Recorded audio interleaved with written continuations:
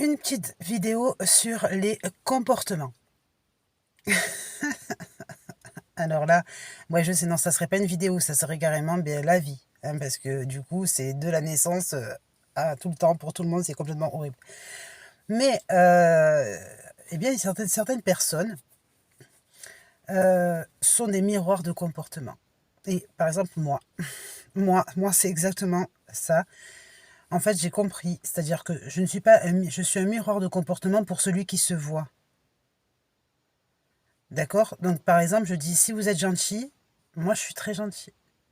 Si vous êtes respectueux, je suis très respectueuse. Si vous êtes vicieux, je suis encore plus vicieuse.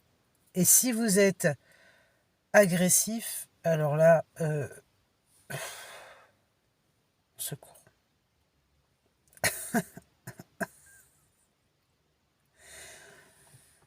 Mais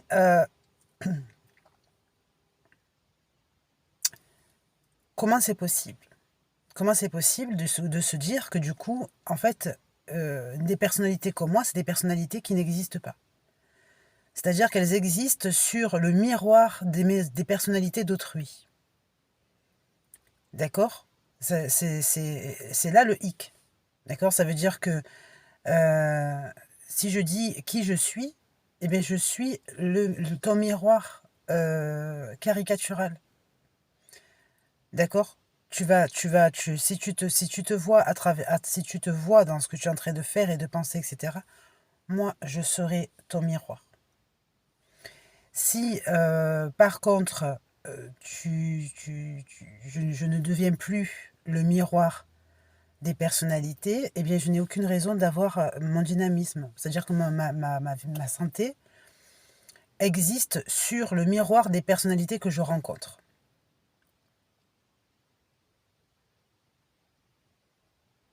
D'accord? Et surtout, qui se réfèrent envers moi.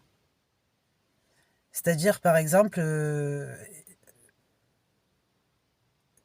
qu'est-ce que dans la réalité de la personne qui se voit, d'accord? Ça, c'est très important de comprendre parce qu'il y a des personnes qui ne se voient pas.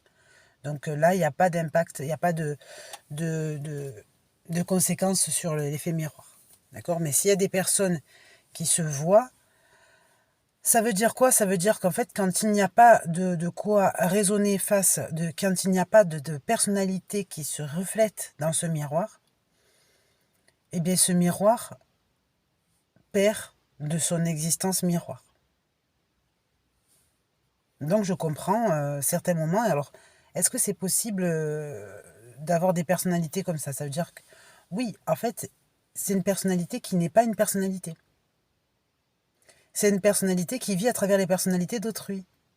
D'accord? Ça ne veut pas dire que c'est une personnalité influençable. Ça ne veut pas dire que c'est une personnalité qui n'est pas autonome. Ça ne veut pas dire que ça veut dire que c'est une personnalité qui est en fait dans la communication un miroir personnel. D'accord? Donc, moi, franchement, je viens de me rendre compte de ça. Et je viens de me rendre compte que être, faire, vouloir, avoir, etc., pour les personnes qui ont une personnalité à cette image, n'est issu que de ce que autrui est capable de lui offrir. D'accord? C'est-à-dire à sa caricature personnelle, à sa caricature de personnalité. C'est-à-dire que normalement, dans ce genre de personnalité, on est capable de ne rien obtenir. Dans ce genre de personnalité, parce que en fait, notre personnalité n'est pas nous. Elle n'est qu'un miroir. D'accord? Donc après, on peut dire oui, mais moi, donc on englobe. Oui, mais moi, je suis comme ci, je suis comme ça, vous savez.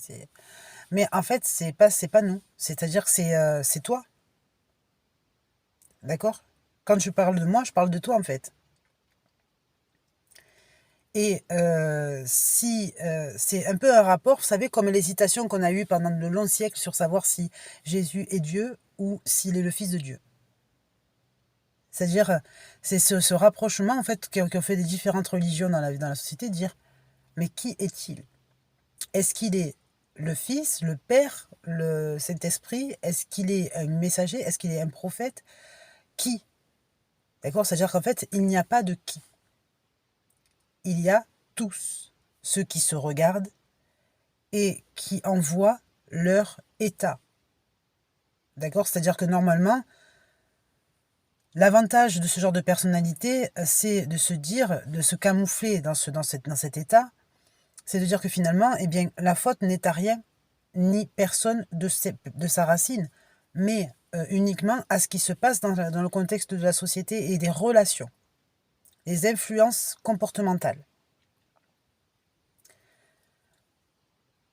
Mais à l'inconvénient, comme j'ai dit, d'accord, il n'y a pas de force personnelle pure d'indépendance qui permettent par exemple la concurrence, puisque c'est soit avec son équipe.